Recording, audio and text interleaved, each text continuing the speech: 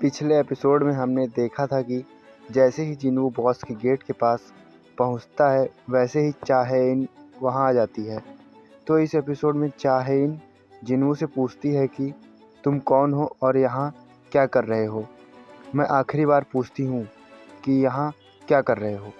तब जिनवू रिप्लाई करता है कि मैं खो गया हूँ और चलते चलते यहाँ पहुँच गया। फिर चाहेइन रिप्लाई करती है कि तुम खो गए क्या? तुम माइनिंग टीम से हो? ज़रा पीछे हट जाओ, ये डेमन बॉस का रूम है। जिनवू सोचता है कि चाहेइन को तो मैं महसूस नहीं कर पाया जब तक उसने बोला नहीं। चाहेइन सोचती है कि शायद इसके हाथ में अभी वेपन था, कहाँ गायब हो गया।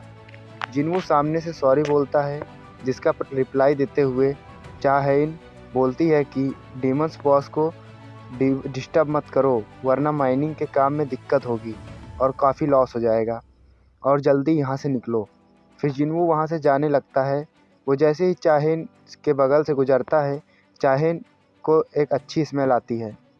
तो जिनवू को रोकते हुए उसके पास जाकर उसे सूंघती है और सोचती है कि इसके अंदर से अच्छी स्मेल आ रही है। जिनवू पूछता है क्या हुआ, तो चाहेइन पूछती है कि तुम क्या हंटर हो? फिर उसका कार्ड देखती है, उस पर ई रैंक लिखा था। पीछे हटते हुए बोलती है कि कुछ नहीं, आराम से वापस जाना, ये डंजन बहुत बड़ा है और ख़तरनाक भी। और सोचती है कि शायद इसका रैंक लो है, इसलिए मुझे गंदी स्मेल नहीं आ रही, उल्टा अच्छी स्मेल आ रही है। फिर सीन शिफ्ट होता है माइनिंग टीम पर, जिसमें से उसका लीडर जिनवू से बताता है कि तुम बहुत लक्की हो जो तुम्हें चाहेइन से मिलने का मौका मिला। हम लोग तो उसे दूर से ही देख पाते हैं। जब बाकी सभी हंटर्स रेस्ट करते हैं तब वो बॉस लीडर के गेट पर पेट्रोल करती है ताकि हम लोग सेफ रहें। अपने रेस्ट टाइम को सेक्रीफाइस करके वो काफ़ी अच्छी लड़की है। फिर जिनवू सोचता है कि तभी तो वो गेट के पास थी। तभी टीम लीडर बोलता है कि चाहेइन को सभी हंटर्स से एक अजीब सी स्मेल आती है, जिससे वो अनकंफर्टेबल हो जाती है। फिर जिनवू पूछता है कि कैसी स्मेल। फिर उसी टीम का एक मेंबर बोलता है कि ये उसकी एक यूनिक स्किल है, इसलिए वो हमेशा एक रुमाल अपनी नोज़ पर रखती है।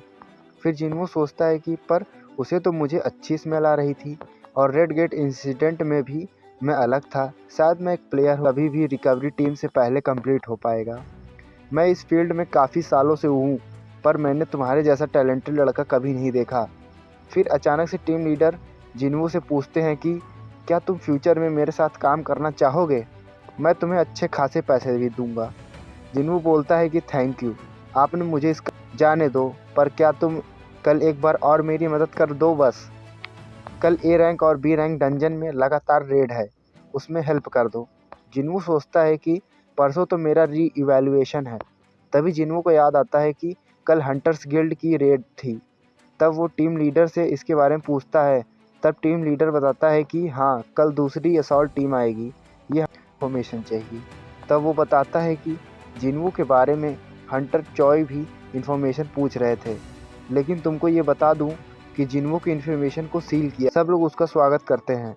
ये देखकर उसे अपनी पुरानी टीम की याद आती है। सब लोग बोलते हैं कि आओ साथ में खाना खाते हैं, और फिर वो लोग डिसाइड करते हैं कि पहले सी रैंक डंजन से शुरुआत करेंगे। फिर सीन डंजन में जिनवू पर शिफ्ट होता है, जो कि पत्थर तोड़ रहा होता है, और जिनवू को देख और लीडर बोलता है कि जिनवू की वजह से काम काफ़ी तेज़ी से हो रहा है। अगर ऐसा ही चलता रहा तो हम एक दिन में ज़्यादा डंजन में जा सकते हैं। फिर टीम लीडर जिनवू से पूछता है कि तुम मेरे लिए काम करो, मैं तुम्हें 5 गुना ज़्यादा से पैसे दूंगा, लेकिन जिनवू मना कर देता है। फिर वहीं पर हंटर लीडर सिन क्यून आ जाता है और माइनिंग लीडर से बताता है कि उसे एक मेंबर की ज़रूरत है असॉल्ट टीम में।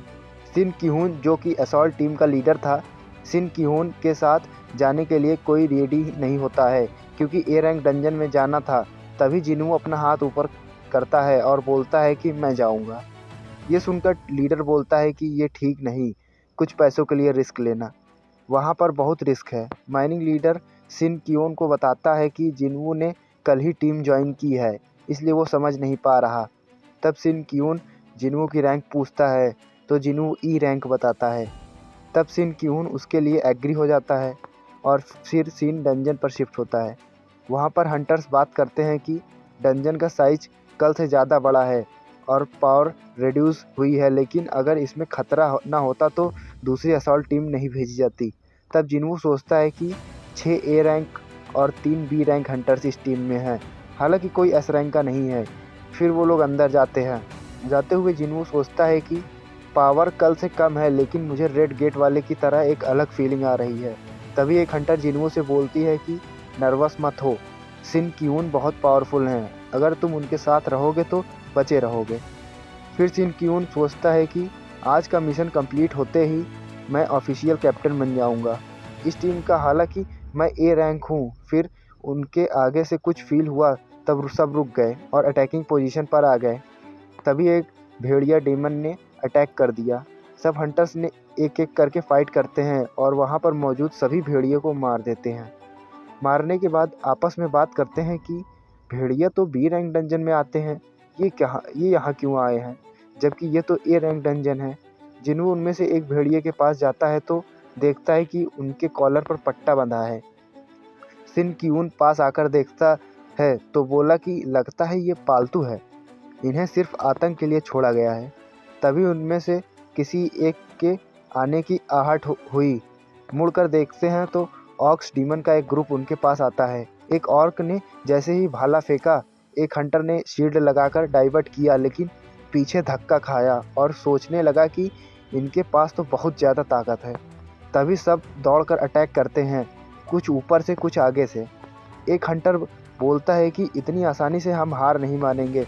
फिर दूसरा हंटर बाइंड करता है ऑर्क को, तो अगला हंटर अपनी फायर से 2 सुपर ह्यूमन को समन करता है, लेकिन ऑर्क बाइंड से छोड़कर उन सुपर ह्यूमन को हरा देता है एक झटके में। फाइट करते करते सभी हंटर्स की हालत ख़राब हो जाती है। एक बोलता है कि हम नंबर्स में काफ़ी कम हैं, हमें ग्रुप में रहना चाहिए वरना सब मारे जाएंगे। जिन्वू सोचता है कि एक ऑर्क इतना पावरफुल है कि एक ए रैंक हंटर को तो अकेले संभाल ले रहा है, बी रैंक वालों की तो हालत ख़राब है। तभी एक का हाथ कट जाता है। उसकी हेल्प करने के लिए 2 हंटर आते हैं, एक हील और दूसरी बाइंड करती है, लेकिन कुछ फ़र्क नहीं पड़ता। पर एक ऑर्क हमला करने वाला होता है, तभी वो अचानक हवा में उड़ जाता है, जैसे कोई गला पकड़कर उठा दिया हो। फिर जिन्वू दिखता है, जो कि अपने हाथ से उस ऑर्क के सर को मोड़ते हुए तोड़ देता है और फिर वो ऑर्क मर जाता है। लड़की सोच में पड़ जाती है कि ये क्या हुआ। तभी जिन्वू सोचता है कि मैं बाहरी होकर हाईलाइट नहीं होना चाहता, इसलिए अदृश्य होकर मैं इन लोगों की हेल्प करूंगा, क्योंकि इन लोगों को मैं ऐसे मरते नहीं देख सकता। और सभी ऑक्स को एक एक करके मार देता है, लेकिन उन सभी हंटर्स को ये लगता है कि उन लोगों ने ऑक्स को हराया है। और सिन क्यून पूछता है कि सब लोग ठीक तो हैं, जिसका रिप्लाई आता है कि हाँ सब ठीक हैं, कैजुअलिटीज़ बहुत कम हुई हैं, ये तो कोई चमत्कार है जो हम लोग बच गए। फिर एक हंटर सिन क्यून से पूछती है कि कुछ अजीब नहीं हुआ था फाइट। फिर बाकी सभी हंटर्स सिन क्यूल से बोलते हैं कि अब हमें वापस चलना चाहिए, क्योंकि ये डंजन बहुत ख़तरनाक है। हमें कम से कम दो और हीलर और कम से कम 3 मैजिक कास्टर चाहिए। फिर एक हंटर बोलती है कि मैं समझ सकती हूँ आपको फर्स्ट टाइम कैप्टन बन के कैसा लग रहा है, लेकिन हमें पहले वापस चलना चाहिए। ये सुनकर सिन क्यून सोच में पड़ जाता है। तब जिन्वू सोचता है कि मैं समझ सकता हूँ कि सिन क्यून हार नहीं मानना चाहता, लेकिन बाकी हंटर्स डंजन को जीतना चाहते हैं, लेकिन समझदारी इसी में है कि तभी सिन क्यून बोलता है कि वापस चलो। 3 मैजिक हंटर मिलकर उस बैरियर को तोड़ने का ट्राई करते हैं, लेकिन जैसे ही ट्राई करते हैं उनकी बैंड बच जाती है, पूरी बॉडी से ब्लड निकलने लगता है और सब पीछे मुड़कर देखते हैं तो 50 के लगभग ऑक्स उनके पास आए थे फाइट करने। सिन क्यून आगे बढ़ता है और ये सोचकर कि अगर इनसे फाइट करेंगे तो फालतू में मारे जाएंगे। फिर उनमें से एक ऑर्क आगे आता है और बोलता है कि हेलो, मेरा नाम कारगलगान है, मेरी इच्छा है कि मैं इंसानों से मिलूं। सिन क्यून पूछता है कि कारगलगान, क्या तुमने रास्ता ब्लॉक किया है? तो रिप्लाई आता है कि हाँ मैंने ही किया है। फिर सिन क्यून पूछता है कि क्या इस डंजन में तुमसे भी ज़्यादा ताकतवर कोई है? तब रिप्लाई आता है कि तुम्हें क्या लगता है मुझसे आगे कौन जा सकता है?